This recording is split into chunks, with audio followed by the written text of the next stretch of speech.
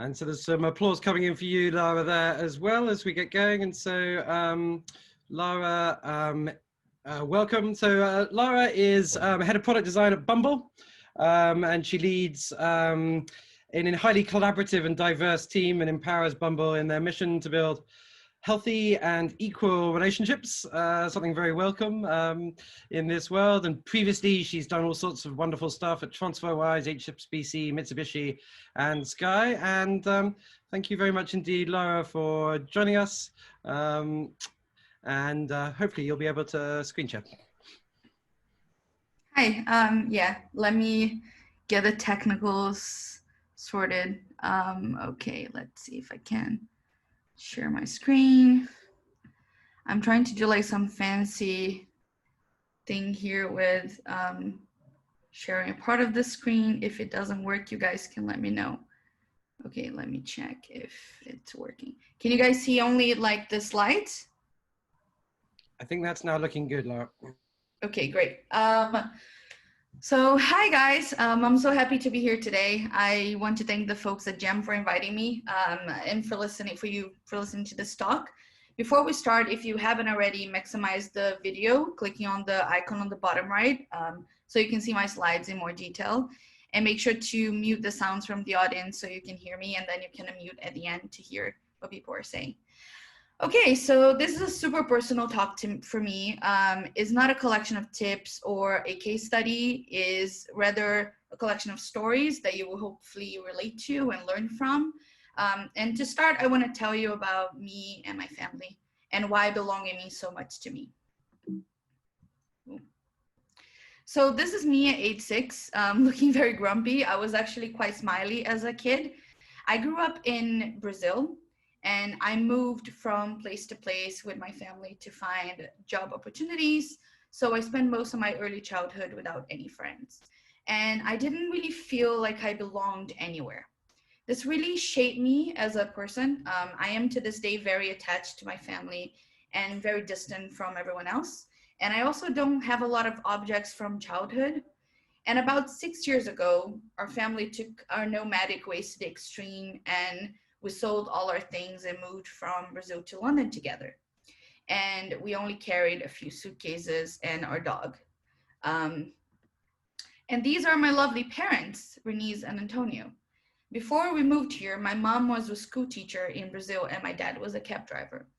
They abandoned everything they knew to come here with me and my sister. Their jobs, their friends, possessions. They moved to a completely different culture, to a place they didn't speak the language or knew the people. It was all worth it.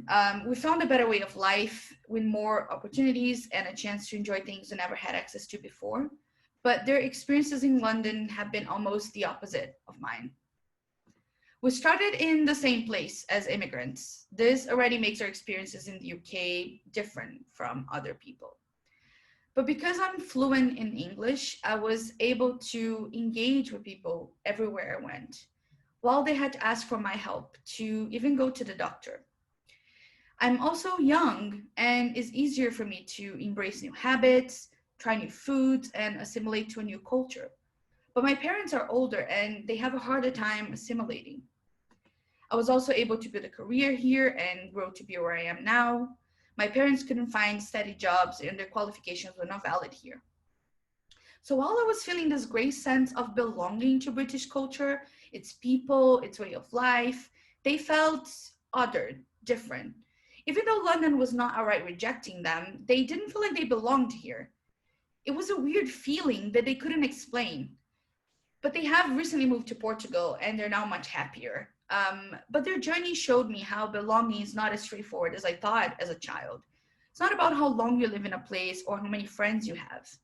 It made me think about my job and the choices I was making for other people. If two people from the same family can have such different experiences, what happened when you're affecting entire communities? So, hi, my name is Lara. I'm the head of product design at Bumble. And today I want to tell you about designing through the lens of belonging. And I will hopefully leave you with ways to affect change, whatever you are in your career.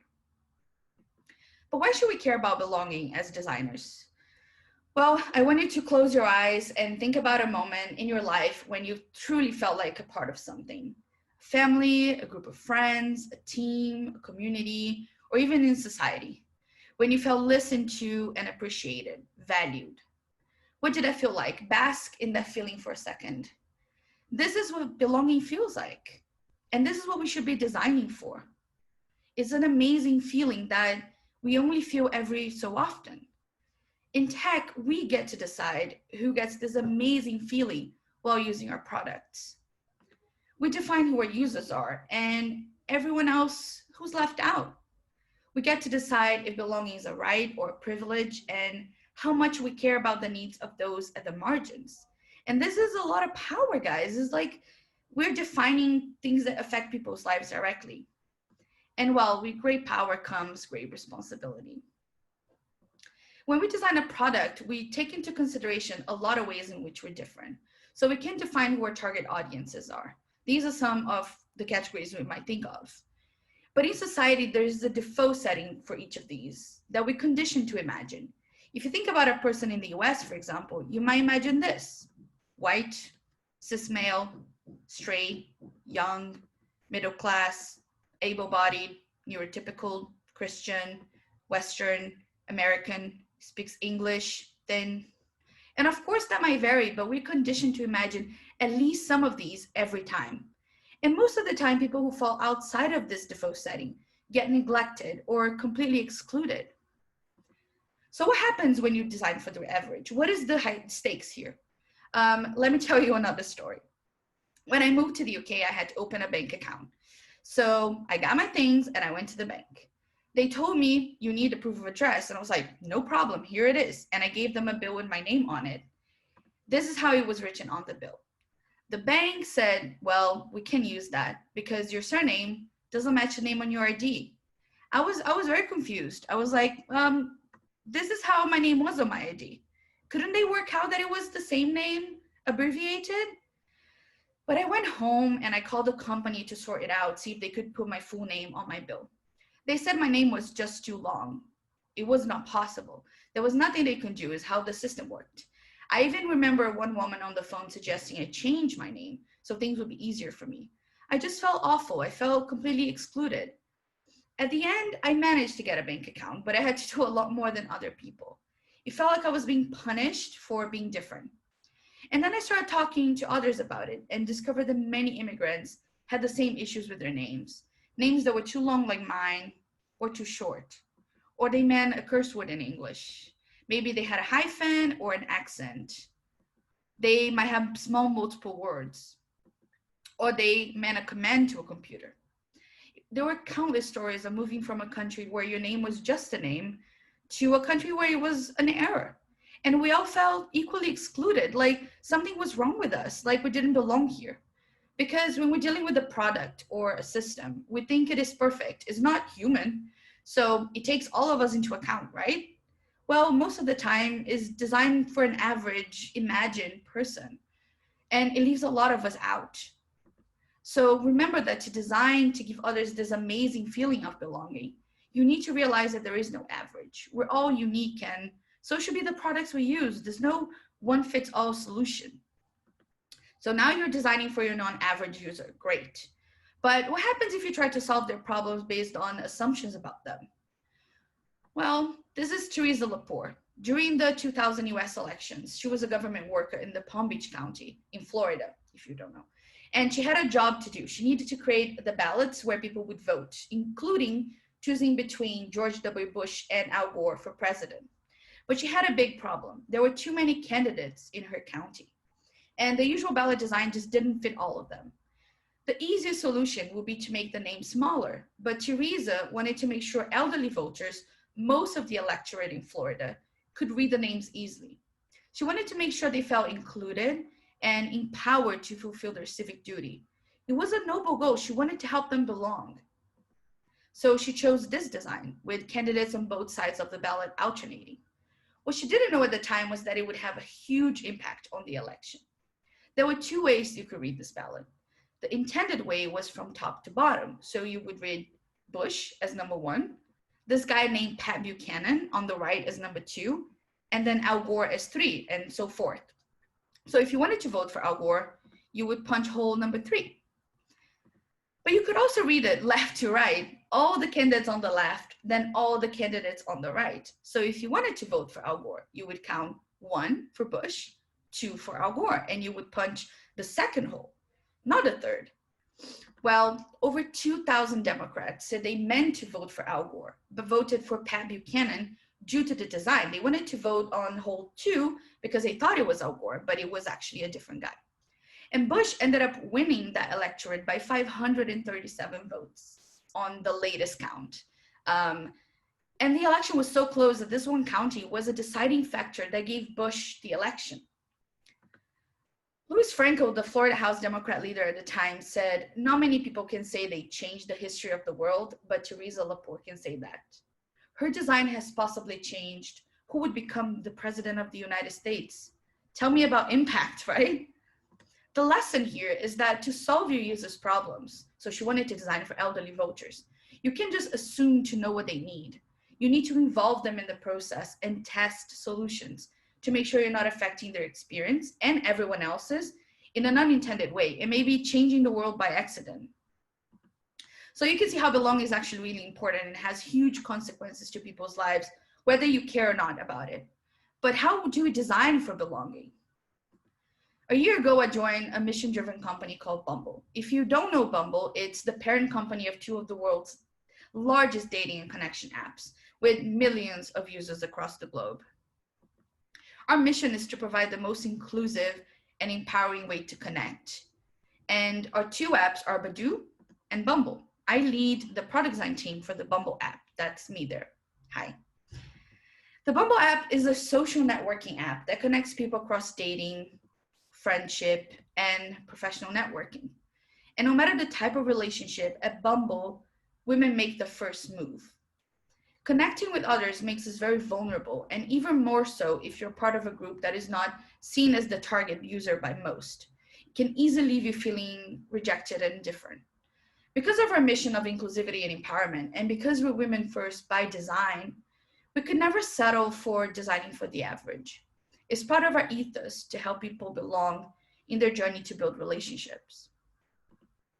When I joined the company, my main focus was to grow a diverse and collaborative team and to mature our practices so we could bring that mission to life.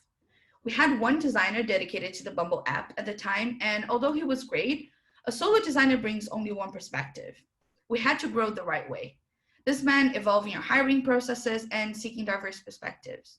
This also meant giving them the psychological safety to question themselves and their peers, to bring their full identities to work, and to ultimately foster an environment that focuses on helping the most vulnerable users belong. This is our team right now. We have 5 designers and 1 UX writer, and we hire at least 8 more people by the end of 2020. We're not where we want to be in terms of diverse voices yet, but the progress we made shows that it's possible to grow fast and bring the right people with you. They impress me daily with their empathy and stories, and that's because we didn't just hire for the average. We focus on people with experiences and potential to help us truly affect change, people with unique voices. So my advice is this: find a team that shares a passion for belonging, then use your own voice and learn from your peers. This will enable crucial discussions that will ultimately lead to innovation. And hopefully, different from my bank, you cover non-average users. That's great, but having the right team in place is not everything. Everyone has blind spots, and even a diverse team won't understand the experiences people have when using a product. So we make an effort to recognize exclusion and change the way we work constantly to solve for those users. We introduced more discussions around risk and misuse during our discovery processes, and we work with the research team to fundamentally reframe how we plan our roadmap to focus on user outcomes instead of just metrics. Without identifying those gaps and evolving processes as a team, you would design on assumptions. And like Teresa Laporte with the US elections, you could end up having a huge unintended impact on your users, even with the best of intentions. We start by asking ourselves this: what points of view have I not yet considered? What are the layers of exclusion that affect my product or feature? How can I change that? And then we focus on figuring out what we can't see, our blind spots. This means working with research to evaluate possible solutions And it also means doing foundational research to get to know our most underserved users better, so we can identify their fears, hopes, and dreams. This helps us design with data and knowledge so we know the impact before we commit to a solution. And it also helps make a business case on why this is an opportunity to innovate and tap into audiences that have been neglected. So here's what you can do. Start by challenging your very own assumptions and make a case for changing a process or a feature based on real insights from the very groups of people you want to help along. Identify them. Forget the word edge cases. Frame discussions around belonging and the business and humanitarian risks in not solving for them. Then you can have a proper discussion and make a decision with enough information. And lastly, with all that in place, we aim to make belonging our goal as designers. We're still discovering what that looks like, but one thing our team recently did together was define the design principles in a collaborative process. And we framed it not only around how we design, but how that aligns with our values. We framed the conversation around this goal. Our team, any team, is a work in progress. You're never done trying to help other people belong. There's no magic recipe or checklist or set of tips that will magically solve the problem. You need to start where you are. As long as you're learning from different perspectives, changing the ways you work together, and making belonging your goal, you will affect change. I leave you with the inspiring words from Audre Lorde. Sometimes we're blessed with being able to choose the time and the arena and the manner of our revolution, but more usually we must do better where we're standing. Thank you.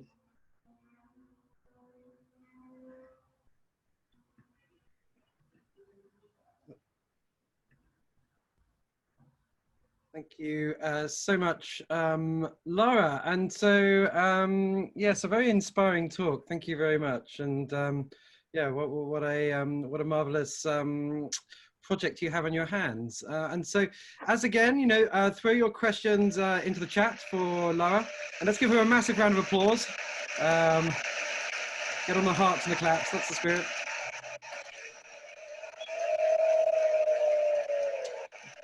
That's a bit of audience love for you, Lara. Great. Great. So just to kick off, do you think you can share a tangible example of how you've just changed a specific feature at Bumble that now is more designed towards belonging? I think that would really help people truly understand what you've been up to. Of course. I think a great example is how we're reframing dating from an end goal to more of a journey. We're kind of understanding that people have different goals and different fears and hopes and dreams when it comes to dating. And different groups of people also prefer to date a certain way, or, take their time. And we're kind of celebrating the small moments of courage that people have. So if you send a message first to someone, maybe for someone that is not a big deal, but for other people, it's actually a big act of courage to go out there and make yourself vulnerable. So as a product, we should be, celebrating that with you instead of expecting a moment of success only when you go on a real date, or when you get married, or when you find a relationship. And instead, we kind of support you and celebrate every step of the way. So we are introducing those kind of celebratory moments across the journey to make sure that people feel encouraged and supported, and especially for vulnerable users that have a harder time finding love, or users that sometimes have bad experiences while trying to date. It's really important to make them feel, okay, we're here for you, but also you have a lot of power. Go use that power and just enjoy the journey, because it should be a fun journey. You shouldn't feel taxing and negative. It should feel empowering.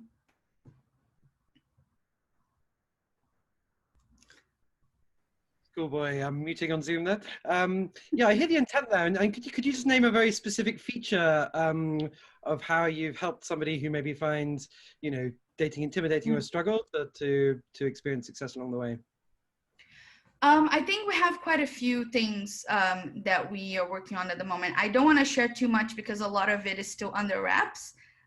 So I don't want to give too many kind of details on some of them. But I think from the moment you join the app, the way we kind of rethinking our onboarding journey, to the way you talk on the chat, we're kind of reframing the experiences around, not around, being successful on the app, but rather having a good time. So you can see things like we have something called question game on the chat, where you can send a question and both of you answer. And that's a good way to, in a low friction way, get to know someone and maybe focus more on their personality versus kind of the first things that you see about someone, which is appearance, and is very kind of focused on those categories that I showed before. And instead you're getting to know someone's personality. We also kind of reframing our language to be less gendered and more focused on kind of being gender neutral and respecting that our users don't necessarily fall into a binary. And those things are always evolving, but the team is right now like mostly working on things that touch on belonging. But like I said, a lot of it's still being developed. So that's why I didn't want to go too much into detail, because I can get into trouble. Right. By the way, I mean, you're among friends at Jam. You know, the discretion of this audience is so immense that like, if civilization knew the secrets we share, it would be rocked. So you can confide in us without a tremor. Anyhow, we've got a lovely question from Mikhail Pozin, who's a product at Yoga International. Thanks, Mikhail. And he asks, it seems as if designing for belonging involves working with much smaller data or different data sets. And so perhaps he means there that some of these data are very specific. How do you balance making the business case for belonging if company culture or prior experience suggests larger use cases are more important?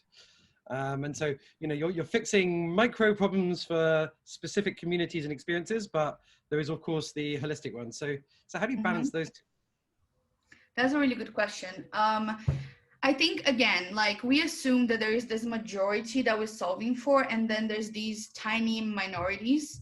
But the reality is that every single user is different, and they're all, to some extent, part of different communities. So if you frame it around an average magical user that you're solving for and people outside, what happens is that you kind of focus on that average user that doesn't exist, and you end up leaving a lot of your users frustrated in some way, shape, or form. And you're also kind of actively excluding people at the margin. So what we try to do, like I described, we try to directly talk to people who we know and we recognized that are excluded or kind of neglected historically in our industry. And we try to reframe our thinking from that magical average user to actually what are the problems of these groups of people. And usually when you do that, you actually find out that by kind of solving for them, you are actually solving for this magical average user, because it doesn't exist. It's a myth. And when it comes to like, okay, we don't have time to solve everything. We have, to make money. We have to kind of keep growing. What you have to do is talk business. You have to be smart, and you need to say, look, this audience here has been neglected for the longest time. What happens if we solve for them? Like, what happens if we tap into this huge group of people that seems small, because right now our user base is mostly the magical average user, exactly because that group is neglected. But what happens if we bring them along and say, this is the app for you? You're tapping into a completely new audience. And that's what you need to realize. Exclusion doesn't happen by accident. We end up excluding people and then justifying not including them by the fact that they are outside of our user group. But when you actually actively include them, your user base might actually grow much, much, much bigger than you expected. So there's a lot of kind of business thinking behind belonging, not just, the humanitarian side. Okay, lovely. Great. And then we've just got 4 or 5 more minutes of Q&A. So I'm going to kind of do rapid fire because we've got some great questions. And there's a question after my own heart from Tanny, who's Associate Product Manager at Tesco. Can you share an example when you tested a solution with the users before enabling it as a feature in your product? Let me think. I think like a lot of our work around safety is very ambiguous.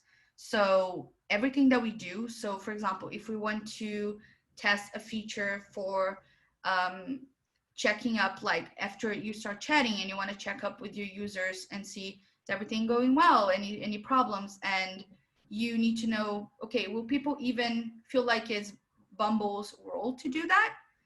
Should we be kind of middle managing their safety and their kind of online and offline safety in dating. And this is something that we tested with our users a lot. We talked to a lot of them to understand, okay, what are we talking about when we talk about safety online, especially if you're from a minority or a underserved audience. What are the issues that you see in your kind of dating experience that affect your ability to have a good time and just have fun doing it? And then we kind of took that foundational knowledge and built or kind of designed a set of concepts to then test back with them and say, okay, good, we now know what you think about safety. Does that solve the problem to you? And we got different responses for different features. But the main thing is that we know now that what we're putting out there and what we kind of gonna test and gonna release and gonna design from now on, it's basically something that our users said, yes, this will help me feel better, feel like I belong in this product. So this is kind of like how we've been framing it, because these problems are so ambiguous. It's not about like, oh, I'll design this thing and then I'll sense check that it's okay. You kind of need to take your time to get to know your users' problems, connect with them on a kind of emotional level, versus just saying, okay, yes, we got it, they can do this in the app. Which relates a lot with the previous talk, by the way. You need to understand, what their fears are, what their hopes are, because these are not just numbers or kind of groups of people. These are actual people with feelings and dreams, and you need to connect with them on that level and give them the agency to tell you, yes, this is what I need, this is not what I need, this is what I feel, this is how your product makes me feel. So that's what we've been focusing on, which is why I'm saying like a lot of this work is foundational right now and we're still figuring out what that looks like. So that's why I didn't want to do a kind of wrapped case study, because that that is not like where we at in the journey. Yeah, in a sense, you're kind of pre-validating future solutions through the depth of your understanding and emotional connection with your users. There's some absolutely wonderful questions on the thread. I think we've only got time for perhaps one more. And I think what we're going to go for is one from Mafalda Marquez. And she's currently looking for new opportunities, by the way. So get on her on the chat, which you can search for at the top. But she asked, there are many studies that show that online dating has inherently a lot of bias. Do you see any evidence that the amazing belonging practices of Bumble can actually change this? Can you That's a help? good question. I think first, everything has a lot of bias. I think and that's something that the tech industry struggles to realize. And I think dating has to kind of reckon with that, because it's so emotional and so directly impactful in your life, in your personal life. But every work that we do has a lot of bias, and that's most of what we see, in other companies and other spheres happening right now. If I think, everything that we're doing has an impact, yes. Otherwise, I wouldn't do what I do. I think first, it starts from within. Our company has amazing value, amazing diversity. We make sure that, even on leadership level, we are a very diverse group of people. And that really changes how top of mind these discussions even are. It's not a taboo to talk about this. On the opposite, like it's encouraged. It's part of our daily job to discuss those things, to think about how things affect different audiences.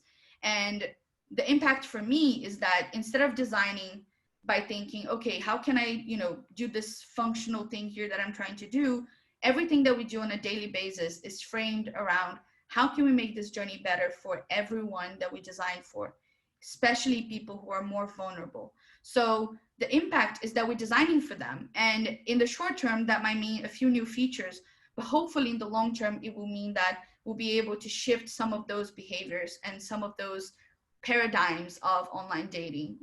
If it will be successful, that's still in the future. I don't know. It's hopefully we will, because it's such an important thing for everyone in the company. But I think the main thing is that we are actively focused on that. And I think that's the best thing that we all can do right now. And I think that's what is missing.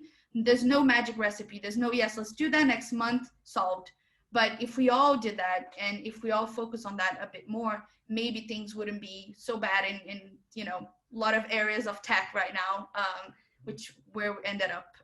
So yeah, that's my answer. That's the only possible answer I have right now. Okay, well, thank you very much for that. It makes a ton of sense.